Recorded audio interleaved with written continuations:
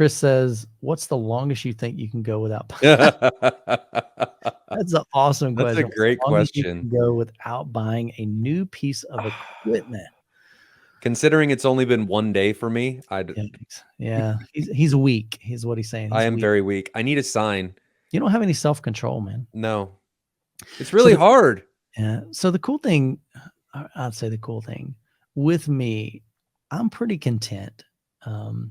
I don't ever feel like I need something. Like I don't really have to go out and buy something new. Like, I mean, I'm at a point now in my theater room, even when I had lower end speakers, I still loved them. I had clip speakers that were 40 years old, Clipsal Scalas, and I enjoyed them and I loved them. And was it the best setup in the world? No.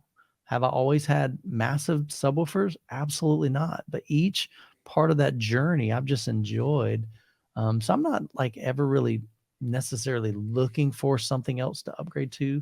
You know, ideally, I would love to add at least 4 JTR surrounds, side surrounds, and rear surrounds, maybe JTR matching Atmos speakers, but that's going to be a little bit harder for me just because I've got lighting and air vents and I've got clouds up there, acoustic panels. So my space is getting a little bit limited.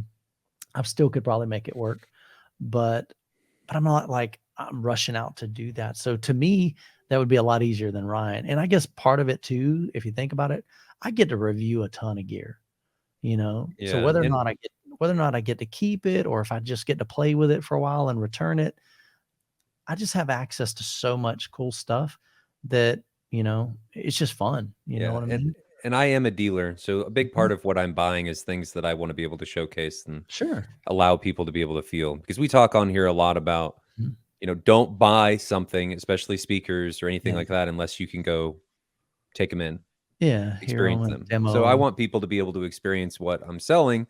And so, yes, it's fun to be able to have this stuff, but it's also a business. And I buy things to be able to showcase them in the showroom. Sure. Totally makes sense.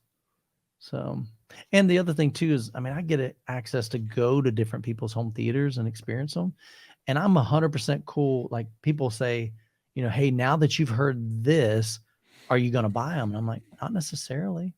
I can appreciate somebody that has a setup that's way better than mine.